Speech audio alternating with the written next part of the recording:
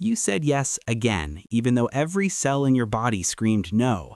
Congratulations, you just sacrificed yourself again, and nobody even noticed. Being nice sounds harmless, right? It's actually one of the most destructive patterns you can have. Research shows chronic people pleasers have higher rates of anxiety, depression, and burnout than average. But here's what nobody tells you. You weren't born this way. You were trained. And now that niceness is costing you everything. Let me show you how. I'm about to reveal 5 devastating ways people-pleasing is sabotaging your entire life.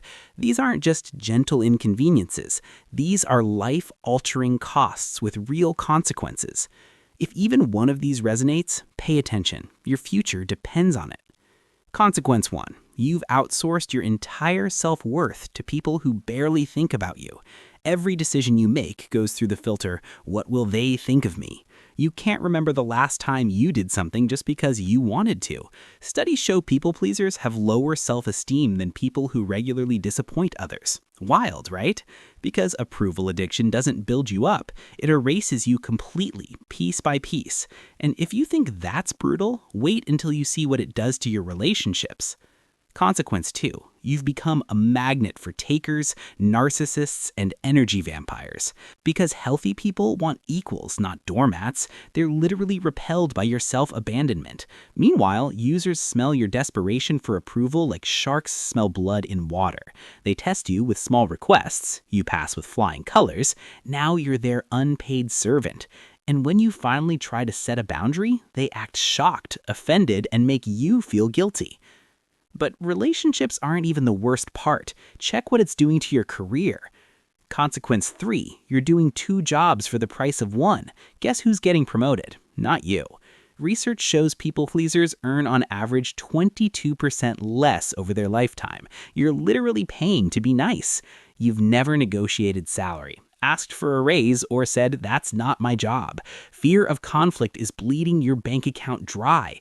Meanwhile, your mediocre colleague who barely does half your work just bought a house with their 3rd raise. You're not being humble or a team player, you're being exploited. There's a difference. And the career damage? That's nothing compared to what it does to your mental health. Consequence 4, you're living in a constant state of anxiety, resentment, and quiet rage. You're anxious before saying yes because you don't want to, and resentful after because you did anyway. Every yes you don't mean creates a tiny deposit of rage in your body. It's building. Then you explode over something tiny, and everyone thinks you're crazy. But you're not. You're full. Psychologists call it resentful compliance. You're slowly poisoning yourself and every relationship you have. But here's the most devastating part, the one nobody talks about. Consequence 5, you've become a stranger to yourself. You don't know what you want anymore. Someone asks, what do you like? And you panic. You've spent so long becoming what others needed. You've shape-shifted so many times to fit what others needed, you forgot your original shape. This is what psychologists call false self syndrome. You're performing a version of you that doesn't exist. And here's the tragedy. You're desperately seeking love and approval while offering everyone a fake version of yourself. So how do you break free? How do you reclaim yourself after years of this? First truth, this won't be easy. People will be upset when you start choosing yourself. Let them be upset. Their anger is just proof you were never allowed to be human before.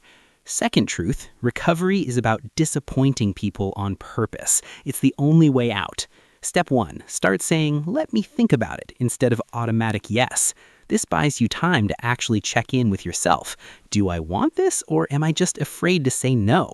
Step 2, practice small no's with low stakes. Build your boundary muscle before big battles. Step 3, notice who respects your no and who manipulates. That tells you everything.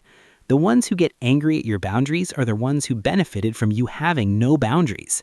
Step 4, reconnect with your authentic self. Journal what you want, not what you should want.